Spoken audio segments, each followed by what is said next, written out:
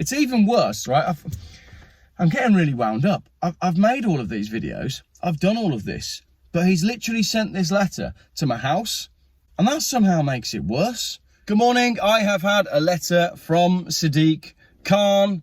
Let's see what it says. Dear registered keeper. This is to the registered keeper of the Mercedes, which is obviously myself, the little SLK. The weird thing is, though, this letter has come from Transport for London. And on the heading, it says Transport for London, road user charging. More on that coming this week. I've got another couple of videos about road user charging. It ain't good. But let's have a look at this letter from Transport for London, which was sent to me about my car in Worcestershire. Why have I been sent this letter? Well, let's see what it's all about first, shall we? Dear registered keeper, the ultra low emission zone is expanding from the 29th of August across all London boroughs to help clear London's air. Don't give a crap, Sadiq. The car that you're sending this to is registered in Worcestershire. Why are you sending me a letter about London? Doesn't matter, let's carry on. Your vehicle may not meet the ULEZ standards. Although 9 out of 10 cars seen driving in outer London already meet the ULEZ emission standards based on monthly average compliance levels, our records show that your vehicle may not. That's balls, isn't it, Sadiq? There's no way that 9 out of 10 cars seen driving in outer London already meet the ULEZ emissions.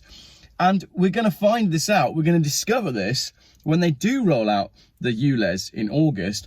And all the people who own cars that are not compliant, who haven't realised that this is happening, start kicking up a fuss. Because I think there's a huge swathe of people in outer London that don't realise just how much this is going to impact them. They haven't been on all the Facebook groups. They haven't been attending the protests. They haven't been writing to their MPs. They've been sat with their heads in the sand, thinking it's going to go away, or not knowing that it's going to happen. But I can guarantee you that it's not going to be 1 out of 10 people that's going to be affected by this when this expands. It's going to be a ton more than that. I nearly said shit ton then, but that would be rude. Transport for London has developed a list of vehicles that have been identified as likely to be affected by the ULEZ. This includes the vehicle shown above, my Mercedes SLK. If your vehicle is driven anywhere within the ULEZ, including the expanded area from the 29th of August 2023, and it does not meet the emission standards, there will be a daily charge of £12.50 unless you remove your number plates. It doesn't say that. I added that bit.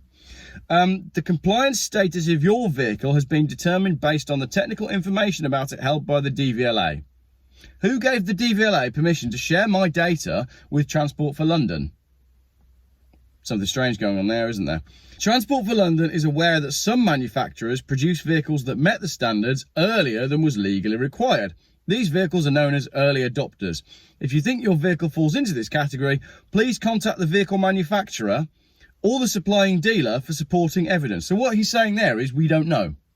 Your vehicle, he's saying your vehicle is not ULEZ exempt, but he's also saying it might be. Just go check for yourself.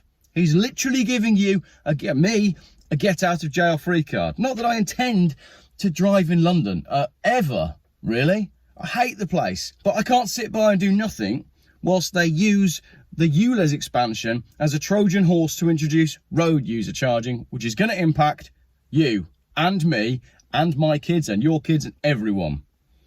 What support is available? The Mayor of London and Transport for London understand that some people may have concerns about the cost associated with the ULEZ expanding. Oh yeah, because he's so benevolent, isn't he, Mr. Khan? Looks like a lovely person. I would not invite him round to my local pub for a beer. He looks like a hideous human being from every video that I've seen of him interacting, well, with anyone, to be honest. Just a hideous human. That's why the Mayor of London has created a £110 million scrappage scheme to support Londoners who need financial help. Once again, this letter was sent to someone that doesn't live in London or anywhere near it. It's more than 2 hours away from where this letter was sent. Londoners on certain low income or disability benefits could get up to £2,000 to scrap their car or motorcycle, or choose to receive one of 2 annual bus and tram passes plus a lower payment worth more than the payment alone. Not quite sure that makes sense. London-based sole traders, businesses with up to 10 employees and registered charities could also receive a payment of £5,000 to £9,500 to scrap or retrofit their van or minibus. So, thanks Sadiq for the letter. However, not only do I not live in London, but let's forget that for the moment, I'm not in a low enough income bracket, I'm not on any disability benefits, I'm not a business, I'm not a sole trader with a van, and I don't have 10 employees. I'm also not a registered charity. So your £110 million scrappage scheme to support Londoners actually does nothing for me. So my only choices are pay £12.50 or scrap my perfectly good car and replace it with one, notwithstanding the fact that I can't afford to do that. Scam. It goes on. Oh, this is hilarious. There are also further support offers available for scrappage grant recipients. Scrappage scheme funds are limited and payments will be awarded on a first come, first served basis. So we'd encourage you to apply if you're eligible. It's a little bit like coercion, that, isn't it? We've seen that somewhere before. Support available for all Londoners includes offers on car clubs, car and van rentals, vehicle leasing deals, as well as discounts on bike and cargo bike hire. They really are serious about this, aren't they? This is ludicrous. Some drivers and vehicle types qualify for a grace period, a temporary exemption for disabled passenger vehicle, tax class vehicle. So that's extended until October 2027. So if your vehicle is classed as disabled or it's a disabled passenger car, you've got another few years. So you find out more and there's a website. It goes on, how do you pay the charge? And it talks to you about how you pay the charge. Current zone operates 24 hours a day, every day of the year, including weekends, public and bank holidays, except Christmas Day. Any money received from the scheme is reinvested into running and improving London's transport network, such as expanding bus routes in outer London and plans for the launch of the Superloop. There's also a section here about funds coming from the ULEZ being used to clean up the tube, where you'll find some of the most polluted air in all of the world. And that's where people are going to be because they can't afford to drive the cars, so they're going to be going on the tube instead, where all the really bad air... Oh no, he's not doing anything about the pollution on the tube. Why is the ULEZ expanding? The Mayor of London took the difficult decision to expand the ULEZ across all London boroughs to address the air pollution that is damaging the health of Londoners. No, he didn't. He was lent on by the stooges who run the World Economic... I don't know if I can say that. Basically, he was told to do it, and he's doing it because he's a puppet. Studies have shown that air pollution is permanently stunting the growth of children's lungs and can lead to people developing life-changing illnesses such as cancer. It's even worse, right? I'm getting really wound up. I've made all of these videos. I've done all of this. But he's literally sent this letter to my house, and that somehow makes it worse. It was sort of at arm's length when I was reading this stuff online. But now that he's sending this bullcrap through my actual letterbox, it kind of hurts. It's even worse because that is absolute balls. Okay, he sent a letter to my house telling me that people are developing life-changing illnesses such as cancer, asthma, lung disease and dementia, and he's blaming my car for that. Air pollution in London is contributing to the premature deaths of thousands of Londoners every year, with the greatest number of premature deaths in outer London. No, just no.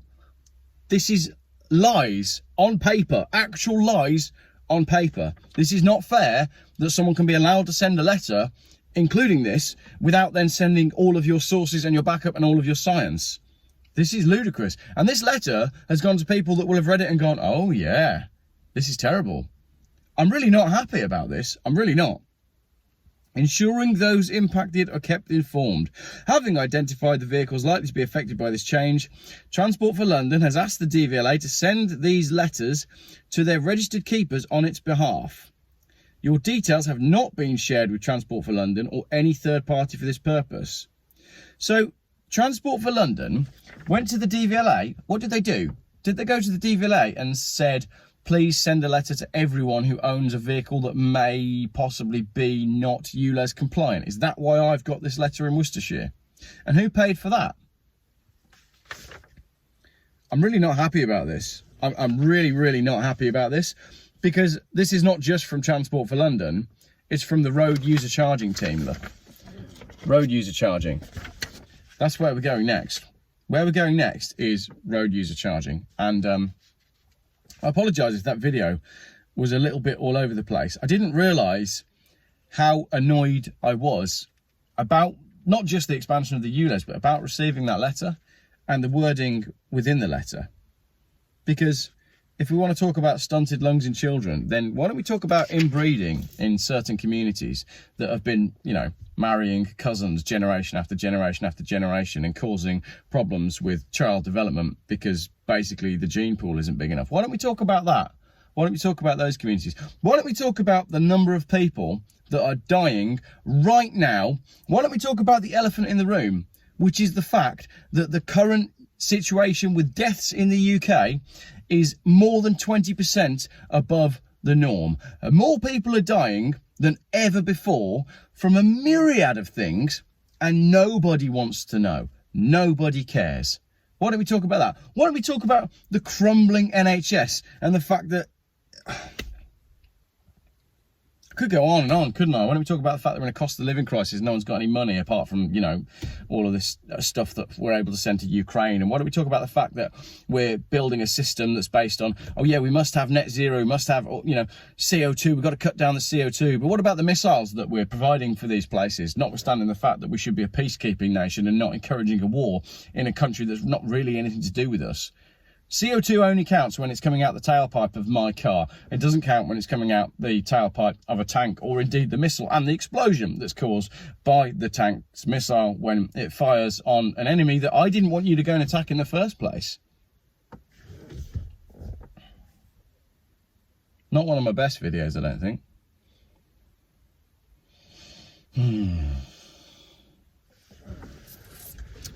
Yeah. Anyway, for the next one, we're going to get back to ranting about electric cars. Right. It's all bollocks, isn't it? I'm going to have a cup of tea. Thanks for watching.